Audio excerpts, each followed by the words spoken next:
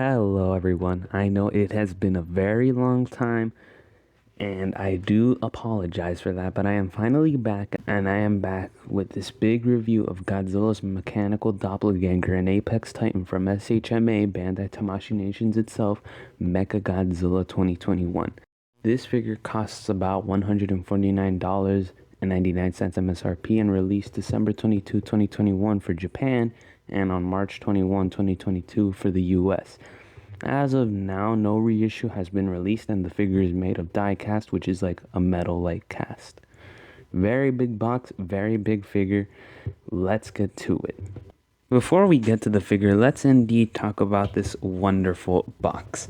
Just like his fellow kaiju, his box is filled with splashes and colors of yellow, orange, pink, blue, purple. I was about to say brown for some reason.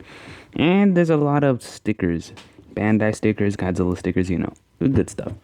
There's the top for you, Godzilla from Godzilla vs. Kong. There he is on the side, observing. And you have the colors once again, alongside a MonsterArts sticker. We look at the bottom, there's not much to it. Now, unlike his other kaiju friends, he does not have a window display. So you can't see the figure inside. You're going to have to open and check, which I think is important to do. And yeah, we have Mechagodzilla and a few promo pics here. I really do like these pictures, and my favorite has to be this one over here. I like that. I like all three of them together. If you want to see what the unboxing was like, because I did do that live, I'll link the live stream down below. So be careful with opening this guy because you don't want anything to break. You also get some neat little instructions, but we'll leave that for later. And like I said before, if you have all of them or even just two of them like me, you can make this neat little poster-like image with the boxes, which I think is really cool. Now that we have finished discussing this wonderful box, let's get to the actual figure itself. Now, just like the Godzilla 2021 figure review, we are starting out with articulation since that is what these figures are very well known for. Now, something to keep in mind is that the joints, in specific, alongside the legs, the feet, and the torso are all made of die-cast metal. It's very tight on the joints especially. I'll get into that in a bit. Now, his head can look up, it can look down, it can look right and left. His jaw opens, however, the farther you lift his head up, the wider it opens, so that's very nice. You also get a full 360 rotation. The neck, too, is in ball joints that can look very far up, way far down. Look this far to the left, this far to the right, and can rotate a full 360. For the shoulders here, we do have some neat shoulder pads that move up and down, and we also have some neat little shoulder rockets that open and close, so those are very nice. You can see that the arms here are connected via butterfly joints. They are nice. They do allow for pretty good range of motion, so they do their job. Now, for the shoulder here, you do see we get a nice 360 swivel. And being very careful, you can move them out and in, so that is pretty sweet. Now, the joint here is especially very tight, but you do get a nice swivel and elbow joint. The claws are very loose on mine. I'll fix that at some point. But there is a ball joint for the wrist, so that lets you spin it and stuff, so that's very nice. Now, for the torso missiles, you can open them because they are on hinges. I do have a lot of trouble opening it, so I'll be back. Here you go, I opened them. They are very nice and detailed, and the hinges work pretty fine. A little tight for me in the beginning, but I got used to it. And now we get to the infamous hip pistons. But before we do, there are some pads. Oh, I'm sorry. There are some pads that go up and down. This one's a lot tighter than the other ones, so it may vary from figure to figure. But these pistons, a lot of people have broken them or they were already broken. That's not good. So the thing about these pistons is they aren't really that problematic, at least for me, because when you extend the figure's leg, you'll see that, well, the limit has been reached. The piston looks like it's about to pop out, and if it does, then it's not too much of an issue because you can pop it right back in easily if it will stay still. There you go. Now, something to keep note is these pistons are very thin and they are on ball joints as well as the piece that connects them. So that is very important to know. Now, if you are going to take these out, take them out carefully. They aren't very difficult to take out. Now, you do want to be careful when articulating the figure because you can see you can't get your full swivel here. He doesn't kick back far very much. So does this limit the articulation? I say no. Now, that is surprising, but I don't really think it limits it. I think it's pretty fine, but if you do want to take it out, do so very carefully. Handle it with care. If yours arrives broken, contact your seller or wherever you got it from. Ask for a replacement. Now, I did spoil the articulation there for the leg, so there's that. For the knee, it is also supported by pistons. However, these are not as problematic. They go up and down. It's decently tight. And for the lower leg here, we do get a little panel on the back that opens and closes, and you have this front panel which moves up and down. That's very cool. Now, the ankles here are on, interestingly enough, the ankles are on hinges that let the foot go left, right, and pretty far back and front. Now, these are made of die cast, especially since it's heavy and very cold. So standing your figure should not be an issue. Even he doesn't even need the tail, actually. Or what? Okay, then. Hold on. There we go. I got him in a greater pose. He doesn't need his tail to stand, and that's his last articulation piece, his tail. I count about 19 segments here, and it's buttery smooth. It is very clean. I think it is the best part about this figure. Definitely great articulation. The instructions themselves go over the shoulder rockets and how to move them. The same goes to the missiles on the chest, and they also mention the pistons here. And I assume it's how they could break, and it says warning, so yeah, even they knew it. So the articulation checks out. Now let's go to the sculpt and paint. Where do I even begin with the sculpt? It is absolutely amazing. Bandai really stuck to the CGI model, and they did a phenomenal job with the sculpt. They put so much detail into this that it actually looks like the real model. And we'll go over all the detail right now, starting with the head. So you can see the head has all these featured panels, and you do see the little blocky-like design he has going for him, which was inspired by the original Transformers blocky design. That's a nice little detail they added to him, and I think it makes him look unique from the other Mechagodzillas. Yeah, and you do see the detail. I think it looks great. He's very blocky. Opening up his jaw here, we do see those industrial shredders, which I think they did a great job on. They look very small yet detailed, so good job on that, Bandai. And you do see that for the eyes, they sculpted little ring-like pupils that are supposed to represent his pupils, and I think they didn't even have to do that, but they did do it, and it looks absolutely great.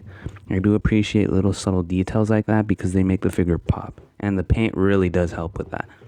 Going over here to the neck, we do have the pieces here, and I like how they made you like little robotic gills here. I do like that, and they even have the wires here running along in the middle.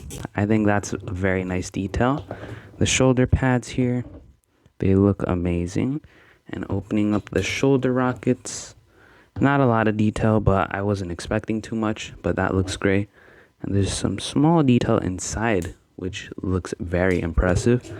The pistons here that connect his arm to his torso, very well done. I think some black could have worked, but what they did is fine. I don't really have an issue with that. But for the arm here, I like the big blocky long design. That's what they were going for with this design. And I like the X pattern on the side. It's a reference to the original Mechagodzilla from 1974. So that's a very nice detail. I like the lines here. That's my favorite. And then you have the claws. They even sculpted the little buzz saws in there. Then for the torso here, we do have some detail. I like all these little buttons and lines that run along this figure, and the panels, they look fantastic. Now, the little missiles here in the torso or the chest, they look good. Not a lot of detail, but again, I wasn't really expecting too much. And if you look here to the side, it looks like he has a robotic rib cage. I think that's a very nice detail. They did a great job with that. It really does look excellent, and the detail here is just fantastic. I like all this detail. It's very nice. And you do have these rockets over here with missiles. Those are very well done as well. I think they did great with that. And going here to the pads here, not as detailed, but they're still good. You do see all these pistons, and you do see all the wires. Those are very well done. And the legs just feature so much detail. They too are very long and blocky, so I do like that they did that. And specifically on the legs, the pieces here look like armor that's protecting him, and the X pattern, it looks amazing. And I like the knee pads here and the pistons in the back. Very well done. You do see that there's a China trademark back there. I love the legs. Very blocky, very tanky. You do see all these pistons going to work. And I love the feet. I love how long and narrow the toes are. And I love how spread apart they are. It kind of reminds me of Ghidorah. So they are very nice looking. And I like the bottom too. You do see a little screw, but it won't bother you. It's at the bottom anyway. And then you do have the spines, which, oh my lord, they are amazing. They are very long and very sharp, but they're also very hard. They're not very weak. And I do like how they even sculpted the little rib-like pieces that shift in the movie, specifically when he wakes up. I think they did a nice job on that. And I like how it starts out very small, then it gets bigger and bigger and bigger, and then it gets smaller and smaller and smaller. They did it in a way where it just looks fantastic, and it looks so satisfying. I really like how they did that. And the spines themselves, they have little lines and details here like this, and it's on every single one. They even did it on every side of the side spines, so I think that was really great. And then when you get to the tail here, the tail pieces each have detail, and even in between, you get some even more neater details, like a few lines and such. So I think that was really well done. You have these panels at the bottom, great, and it gets smaller and smaller, which only makes it more impressive, by the way, especially with all these little details in there. And when you get to the drill, it looks pretty good. Not a lot of detail, but it does look fantastic. I think it does the job. It looks great. And because the figure is made of die cast, this figure is actually pretty heavy. It's very heavy, especially compared to other MonsterArts figures. And there's like this cold touch to it. So when you touch it, it's very cold and very heavy, like a real machine. So not only does this figure capture the look of Mechagodzilla, it captures the feel of Mechagodzilla. And I think that's something that's done very well with this figure. It accomplishes both. I think Bandai did a really great job, and I could not have asked for more. I just really like how they added that die-cast metal and the detail and the paint. Well, let's talk about the paint while we're at that, because he is very fresh. He looks very clean, factory fresh, you know? That's something a few people have issue with, and I'll talk about that after I go over the specific colors. So, you know, all of this figure is made with this very shiny metallic silver color. And in some spots, you do get some like blacks and grays. For example, here, you get some blacks. And that rib cage does feature like a more grayish color, like empty space, you know? So that's pretty good. And then for the eyes here, you do get a very silverish metallic red. It pops, you know? It's very great. And the ring, it just pops out. So I think they did a great job with that. Very small eyes that look great. And I like how they look straight at you. There's no like wonky eyes. And the other paint is the tips of the spines. It's not as metallic, but it is clean. It is very cleanly done. It is done in the spaces that were specifically sculpted. So I think they did phenomenal with that. Now, of course, again, there's the topic that the figure is supposed to be more like a dirty color. And although that is true, he's supposed to be dirty. I don't really have an issue with this, you know? I mean, it's inevitable that the reason they did this is probably because they're going to release an exclusive like they did for Kong with the growling head. So I wouldn't really be surprised if in the future we get a better paint job, more accurate to the movie. So my opinion on this is it's good. it does its job for now. It's not bad. So I think they did a really great job with that. Overall, I'm not too mad about it being a clean paint. However, I am gonna be mad if they release that because I just bought this figure. They really stuck to Jared Krzyzewski's model and it looks accurate. So it replicates the design and feel of Mechagodzilla, and I think that's really impressive. Good job, Bandai. Does he come with any accessories? He does. And what are they? Another pair of hands.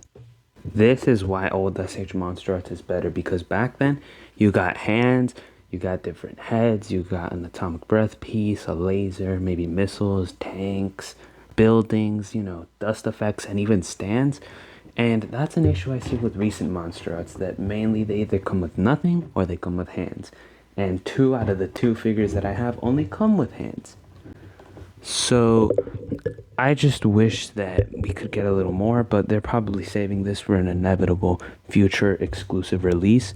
It's probably going to come with like the Hollow Earth effect part and the proton screen, which is unfortunate because I already bought this figure. I don't want to buy another one. But yeah, that's pretty meh. But I will say these hands are better than Godzilla's because they do feature a unique gimmick in which you can mix and match them. In fact, even the instructions that are included with this figure mention so. It tells you get pretty much 4 pieces, and then, it mentions the hands and how you can mix and match them.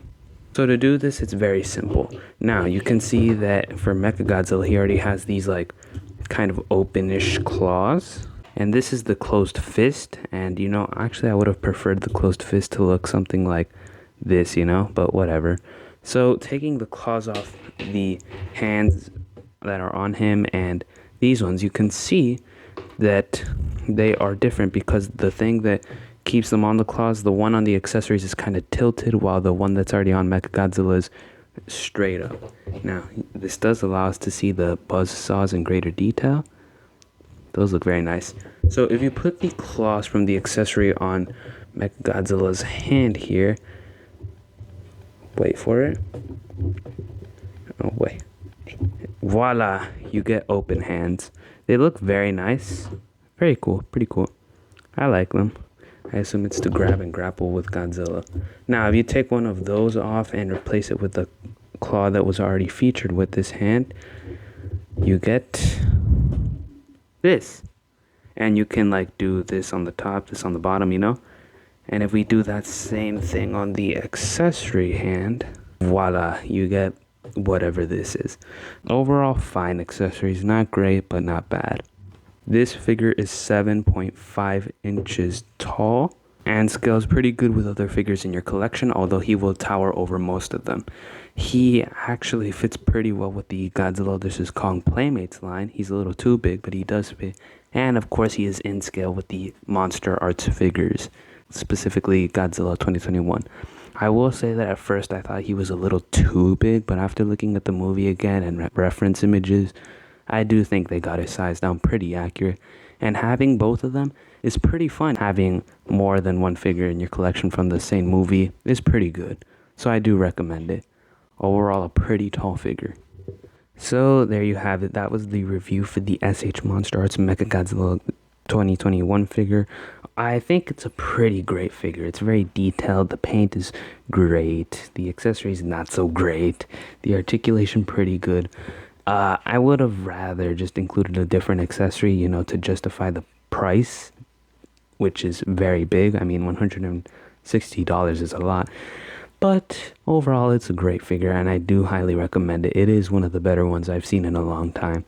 Thank you all so much for watching. I will be uploading more soon, and I will link the live stream to the unboxing down below. See you all next time.